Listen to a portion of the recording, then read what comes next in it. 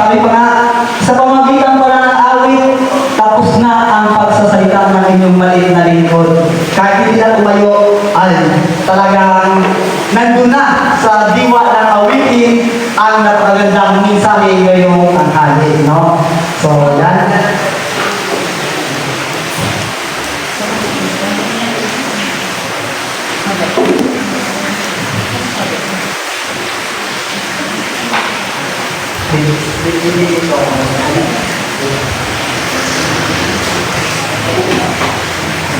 So, yan. Maraming salamat, brother, sa inyo sa ginituang busis na pinagtanong sa akin, no?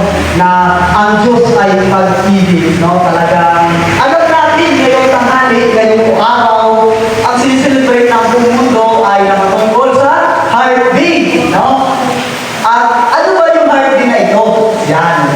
Tayo po ba mga Adventist ay naniwala dito? Tanong natin siya kanina? Hindi. Bakit? Araw-araw tayong may pagmamahal kahit nagbabatuhan. May pagmamahal, no?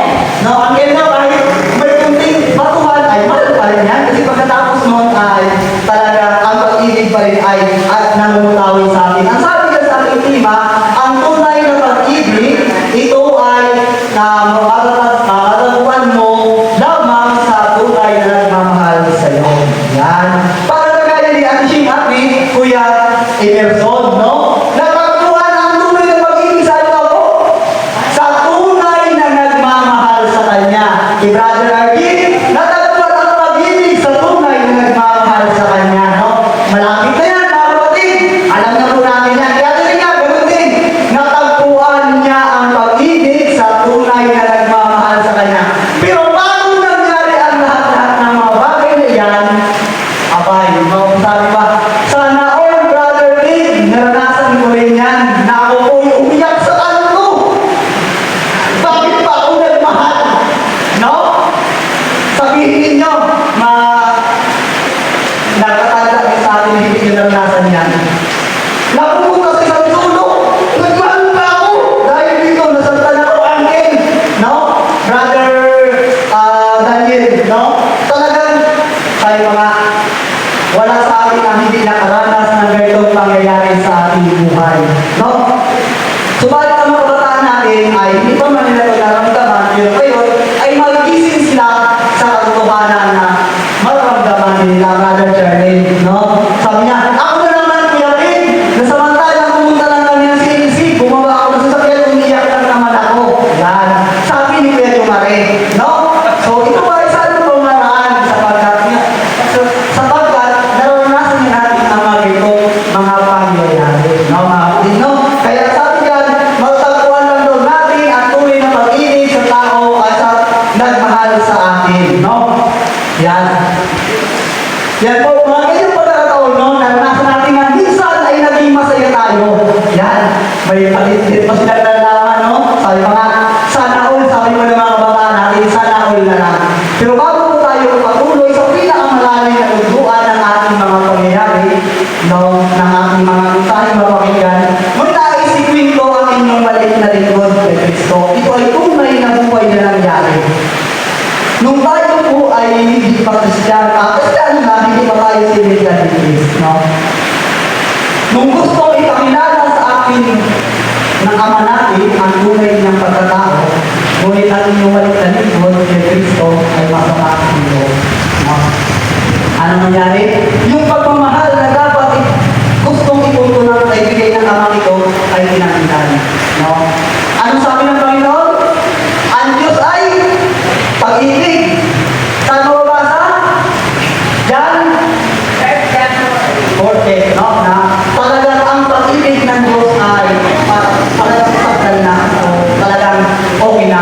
Ngunit, ang maliit nyo na lingkod dito kay Kristo, gusto na makipagkita, ngunit ang sama ng loob ay talaga nang hindi makaw. Hanggang namatay na lang ang tunay niyang Ama, hindi niya talaga nakita sapagkat ay hindi niya nakausap sapagkat sama ng loob at hindi pag-ibig ang nanutawid sa kanya.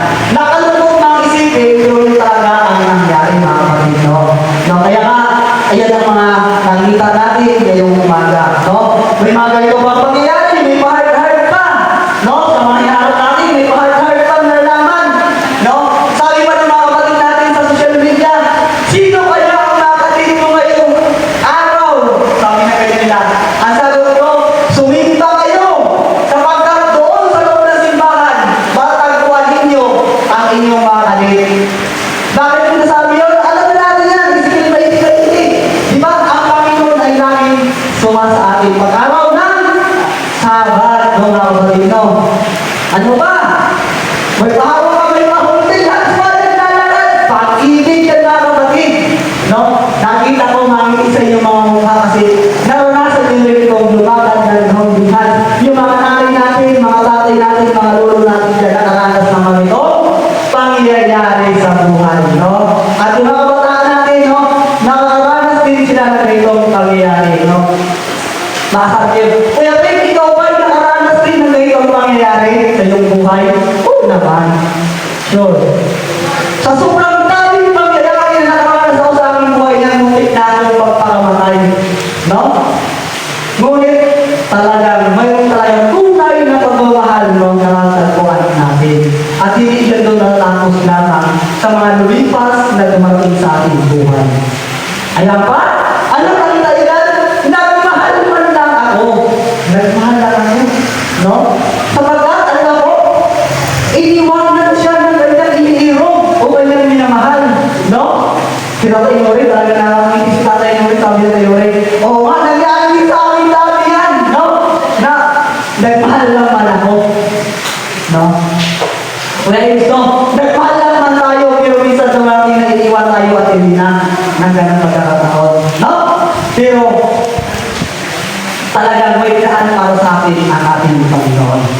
Sabi niya sa unang Korinto, 13 hanggang 4 hanggang 5, sabi niya, ang pag-ibig ay may mapahinuhod at magandang loob. Ang pag-ibig ay hindi nanginili. Ang pag-ibig ay hindi nagmamamuri. Sabi niya, ano po, ang pag-ibig ay may papahinuhod. No?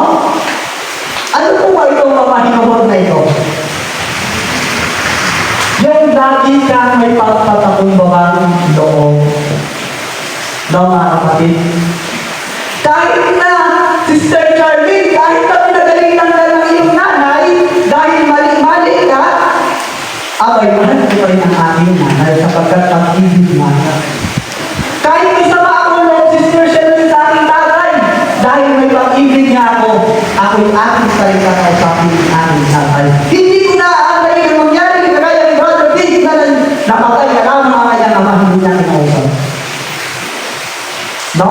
Masakit po yung mga kapatid, mga kabataan natin na dahil sa sama ng loob natin, hindi natin pinaputawi ang pag-ibig na gusto ko parang iparana sa atin, ba't na huli tayo ng magsasakripisyo? No? Yan. Ano ba? Sabi yan? Hindi mapalalo, hindi nanginili, nangugali, namahalay, hindi naghahanap ng kanyang sarili, hindi nailamot, hindi naalam ng masama, ang masama. No? Kung baga, ang pag-ibig ay hindi nailamot, hindi pupunta sa masama. No? Yan. Bakit? Bakit sinasabi ito sa atin, mga kapatid? Sapagkat ito ang ibig sa atin na mangyari sa atin. Nasa loob yan yun. Na yung pag-ibig na ito dapat ang ating naranasan. No? Na, halimbawa ka sa kulang sa ating hindi ko, mayroon ako hindi nagustuhan sa kanya sinabi, nagtampo-tampo na ako. No? Na pwede naman ako, at Angel, bakit ganun? Ano ba itong mga bagay na ito hindi ko maunawaan? Pwede mo namang gawin. No? Kaya nga sabi, huwag mayayamot, sabi ng Biblia. Bakit sinabi, para tayo po ay matuto. Yan. Alam natin yan. Kuya Pig, talagang dahil sa tao nito, dahil sa kanya nagkaroon tayo ng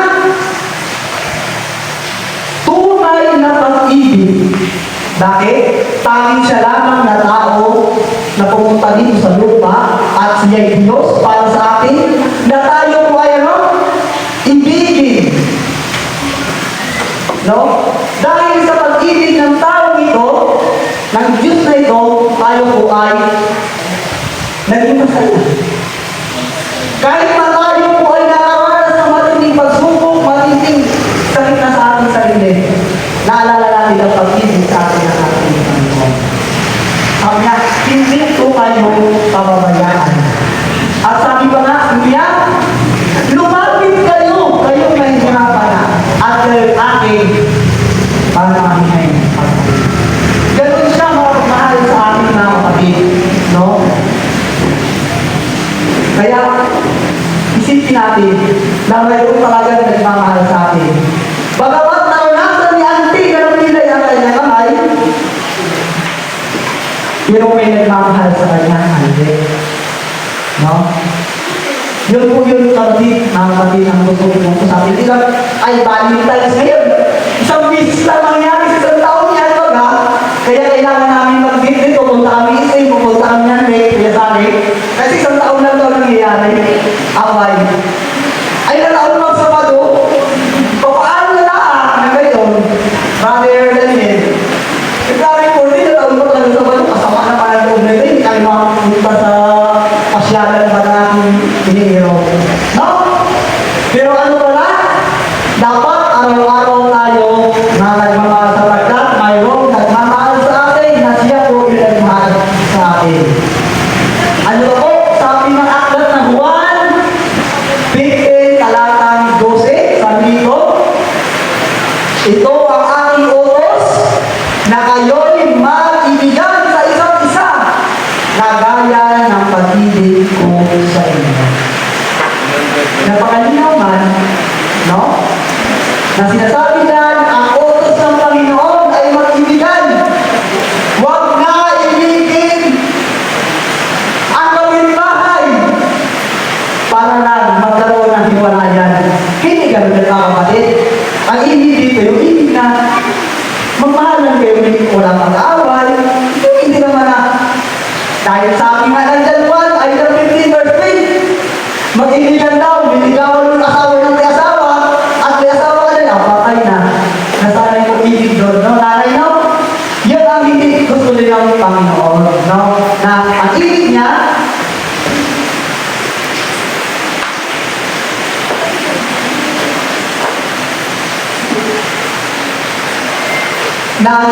ay tayo po ay mag-ibigan, mga kapatid, no? Na yung pag-ibig na ito ay talagang mamutawi sa ating mga puso, no? Mga kapatid, na kagaya ng ating Panginoon na umibig sa atin, no? Yan. Thank you, brother, yung pag-assist, no? Yan. No? Ano ba? Sabi dyan sa 30, sabi sa 30, walang lalong dakilang pag-ibig kaysa dito na ibigay ng isang tao ang kanyang buhay dahil sa kanyang mga kaibigan. Mayroon ko bang dakila dito, bakit? Ikaw ba naiisip? Ulitin yung tanong? Willing ka ba na ibigay mo ang iyong sarili? Magpakamatay ka para na sa iyong kapitbahay na mabato sa iyong gabi? Di ba hindi? Pero ang ating Panginoon, walang hindi. Kagaya ng isang ito, na yung pitong ilang ako ito ko na rin sa inyo na yung isang tree ngayon, maraming tao na kasakay dahil sa anak na inasagasaan na yun. No? Yung anak na inasagasaan na yan, para lang mailigtas yung tree na ito na dumana ito. Nakakamit sila doon sa kulay na yun, nakaligtas sila. Pero yung anak ng tao ito ay namatay. Ngunit, hindi niya alam ang nasa loob ng tree na ito. Kung ito ba dito ay lahat matino, kung tao na dito ay mga silaulo, may mahulgaper, lahat nasa loob ng tree na ito. Ngunit ano? Kanya ibinigay ang kanya ang tanging anak para doon sa mga tao nila. Gayon din ang ating Panginoon, mga batid. No? Nabinigay niya ang kanyang sarili, binigay ng ama kanyang bukong na anak, na tanging anak para tayo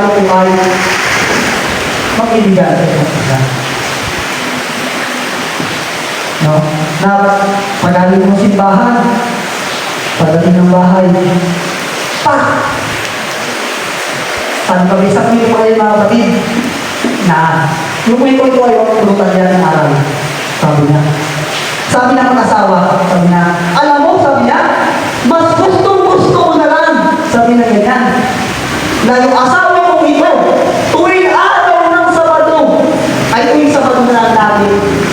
Kasi pag nandun siya sa simbahan, napakabalik niya. Pero pag dito sa bahay, nagkakagulo na. No? Pero tandaan natin, sabi ng Panginoon, siya ay pag-ibig. No? Sabi diyan na walang lalong dakilang pag-ibig isa rito na ibinigay ng isang tao ang kaniyang pagdahil sa kanyang